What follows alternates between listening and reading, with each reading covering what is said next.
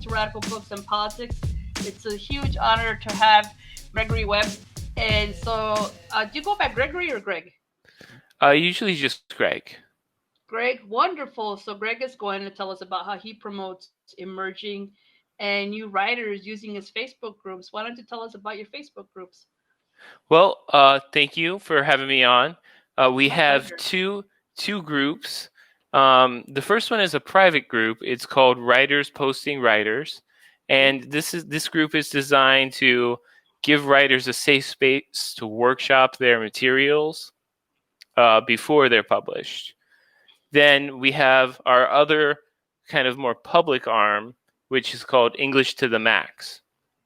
And on that site, we'll try and get publicity for the writers who want it, who have had their pieces workshopped, as well as publish, just some interesting facts about English and the language, as Oh, quirky and strange as it is. no, it is. Um, Definitely.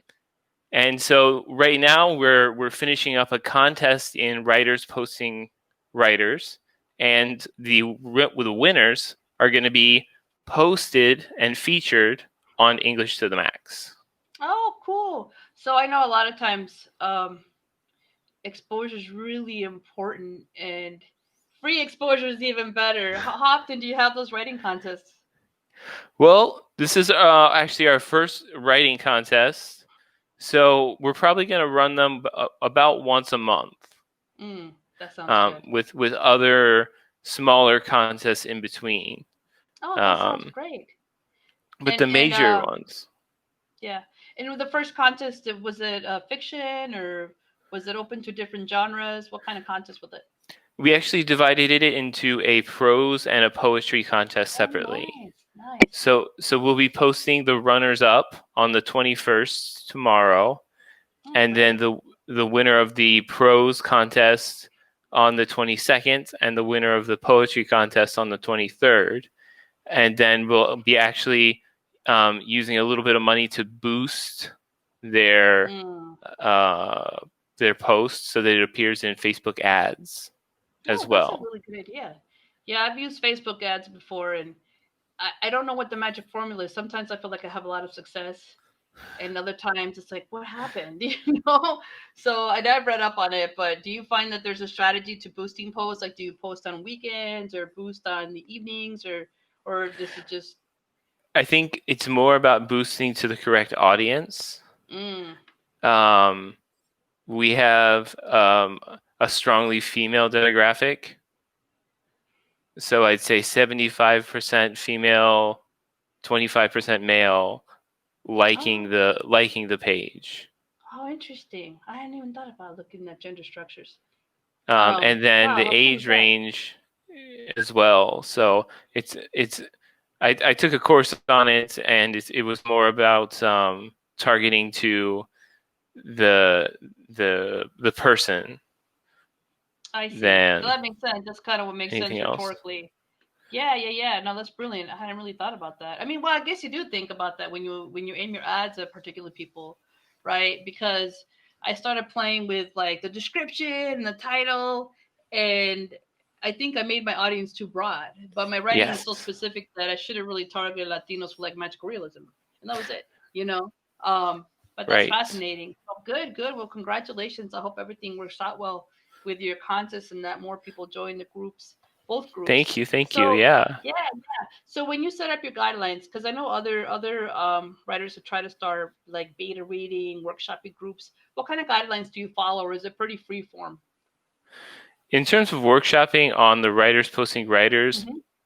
it's mostly free form, with people posting their materials and others commenting. Um, we have guidelines, be courteous, do Mm-hmm. unto others as you would have them do unto you, uh, and critique with kindness. Mm-hmm. Those kind of things set up, They but kind of jive with what I say too on ours because we do beta read, and I'm like two people, but give the feedback you want to get. Be kind, don't be brutal, all right, that. Yeah, because there are so many different writers in the group. Like some are just really beginning, and they don't even know the ins and outs of submitting work. You know, So it's a range, and I think that's important to always, even creative writing students. I'm like, look, you give the feedback you want to get, you want to be kind and focus on what's positive first, and then get critical. Yeah. I mean, Yeah. Yeah. that's And great. we've never had a problem. So far, we're pushing on 230 members for That's the wonderful. writers posting writers Hmm. group. Um, we're now starting to have to implement stricter entrance requirements, I Mm, suppose you would say. right. Um, but it's very exciting, yeah. And we were just I just talked to one of the members, and they were like, "Hey, that contest is over. What's the next thing we're doing?" I was like, You open "All the Pandora's right, box. yeah." Now hang on, I haven't even announced the winners, guys. Yeah, I know it's hard. I made them as well. I couldn't say it's a mistake. I just was in the moment, and I posted a Fourth of July contest, and then the Nation contest, and I have an open submission for anthologies, and they were Oh my supposed to gosh. celebrate the membership metrics. And I emailed one of the co-admins. I was like, "Oh man, we forgot to give away the prizes for reaching this particular metric. Let's give the prize up." And the prizes are services from the writers. So some people are beta reading, some people are editing, and stuff like that. Oh, okay. But it was too much. It was too much, Gregory. I guess part of it is that, you know, I don't know. The Fourth of July came up, and then the Nation contest came up, and so we divided the works amongst the administrators.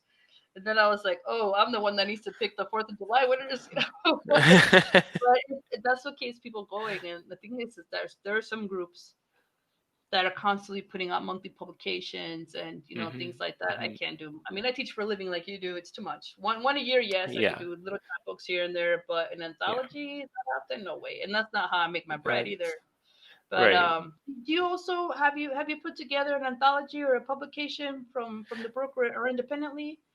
So I have a blog, basically an Mm. anthology, um, in the works, and I'm publishing kind of the chapters as they go. And this is a Uh, nonfiction piece, right, Greg? Is that correct? I'm sorry, Your work is nonfiction. nonfiction. Yes, yeah, Ah, nonfiction. So awesome. um, right now, a lot of it focuses on my youth growing up on a farm. Mm. Um, we were originally, from the suburbs, and we moved to the farm and messed everything up. It Can't imagine. just messed everything up. So it's a hilarity ensues and Right. mishaps everywhere. I'm sure. Um, so I'm writing about that now, and then eventually we'll grade into the college years. Um, and once I get there, hopefully publish an anthology, and then Oh, move on great. to um, some nonfiction about living in Italy. That'll be great. So that'll Yeah. be fascinating. I know the travel literature is really popular, and um, but I still love the human element and the human story. Like there doesn't have to be some huge adventure for me. When people travel, it's interesting, what they encounter with culture and through their lens. So, do you want to Yeah. read? This is a perfect segue. Do you want to read part of your nonfiction piece? Yeah. So this piece is called Joey.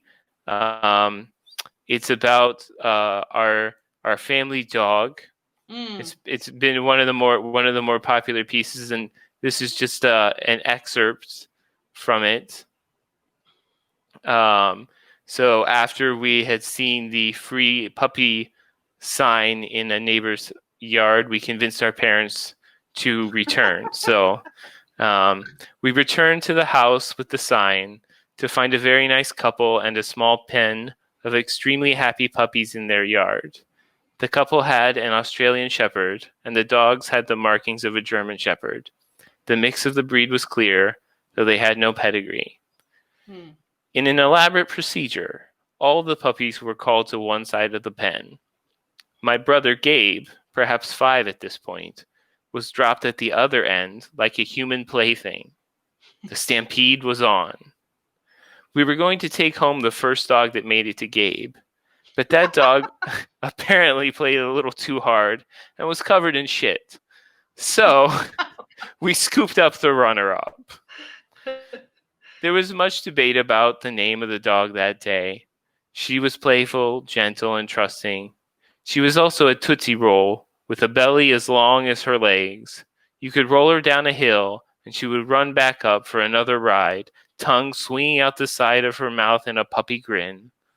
As we played with the dog, my mom reflected that if her mother had not died and left us her inheritance, then we never would have been able to afford the farm.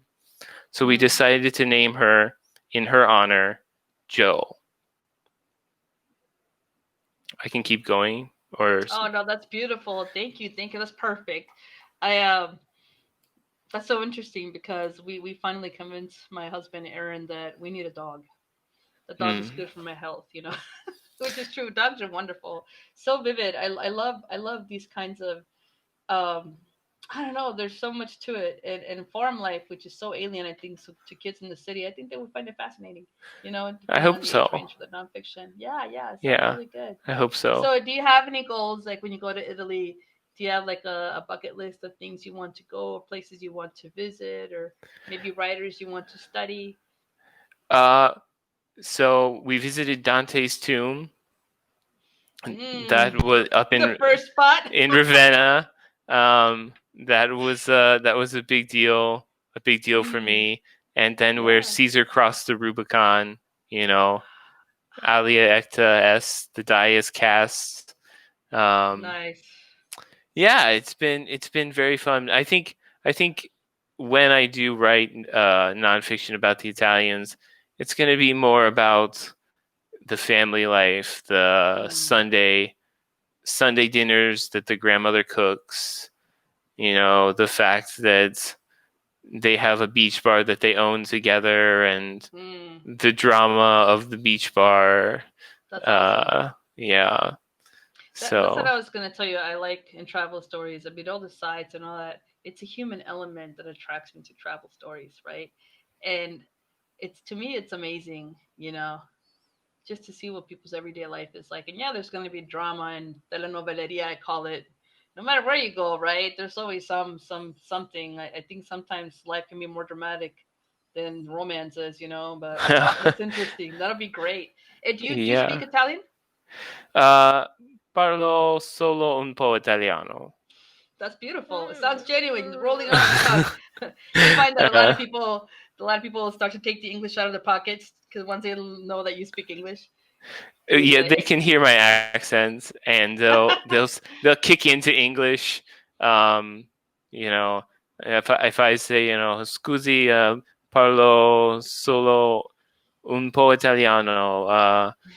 Posso, can I? And then do you do this kind of motion? And they're like, oh yeah, okay, and they switch to English. "That's awesome. That's um, awesome. That's yeah. wonderful. That's good to hear, So though. I mean that people are, understanding and accommodating. well, I think So people are excited if you're trying too. yes, right. I Like think I'm that's true. trying. Hmm. Sure, sure. Wonderful. That's So amazing. Well, I wish you all the best in your travels and that your thank you. nonfiction piece ends beautifully. And so excited to. I also joined the group, guys. So you can come along to. What's it? Writers. And so it's scrolling by. Writers Writers posting posting writers. writers. Right. And so that's the beta Yes. reading workshopping group. And then there's English to the Max, which, by the way, I always say to the max. So I saw that and I was like, what? It piqued my interest. I love that title. I love it.